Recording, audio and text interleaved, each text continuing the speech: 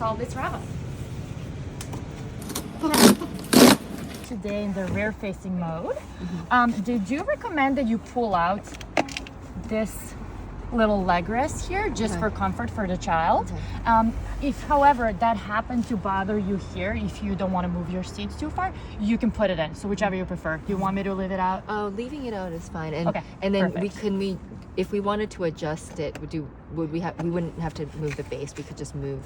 Exactly. You push the button and you set the recline level here in the blue for rear facing that you want. Okay. So 1 is the most reclined, and then as we go up, this would be just more upright for the child. Okay. And it's kind of comfort in your preference, knowing your child. Do they like to nap a lot? Right. Do you have a lot of long rides? And things like that. Okay. So you can tell me now which level you want, and if you want to change this, you will have to redo the install that I will do. Okay.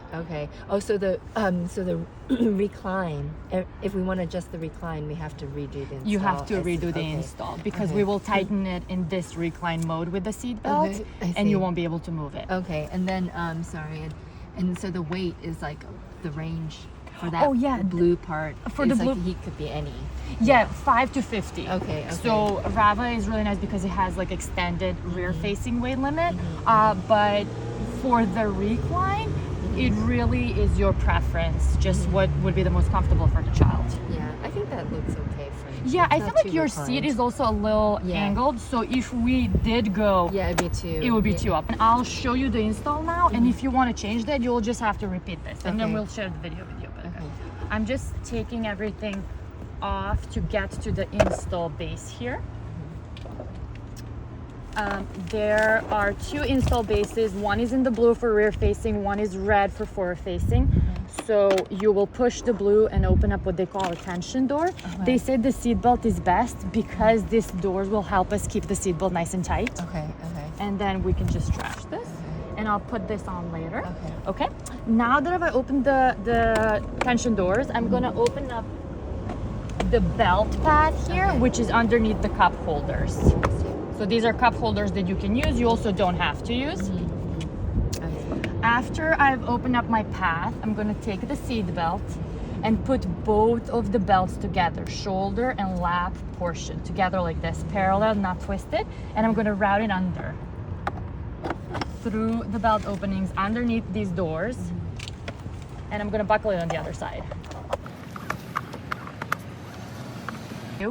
Is you are gonna work with your body to squish the seat into the seat crease while you pull at the top here on the shoulder belt portion to get the slack out as much as you can.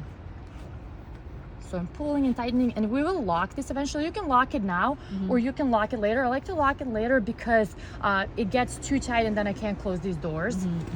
So I'm just kind of like with my knee and with my other pushing it in. See, like this. Because we want it tight after we're done. Okay, now that I've done that, and this is very tight, I'm kind of holding the slack here. I'm going to push down on these doors. And you have to push really hard because we've tightened. Right, I see. Got it. You kind of hear that click, and you see it nicely closed here. And then just to check is to take it at the belt path and shake it side to side. As you can see, these doors keep it really tight. Here.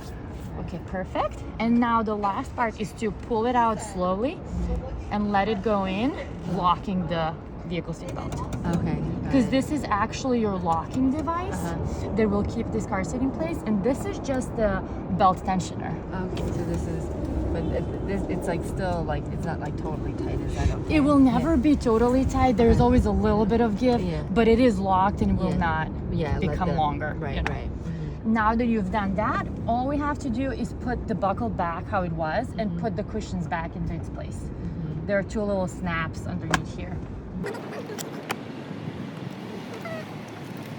This little piece will go on top of the buckle just for their comfort so it doesn't cut into their body.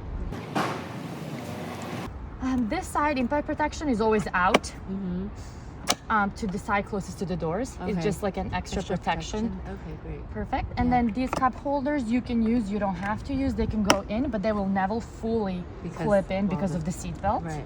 And the only other thing is the I've raised this all the way up so that I can work with the base, but you wanna push this down to appropriate height for your child. So the first time you put them in, you wanna check that the straps are at or slightly below the shoulders. At or slightly below? Okay, exactly, for rear facing is at or slightly below. And you just push this button and that moves the straps and you just set it. And another visual is that their head and their ears are within the headrest. Okay.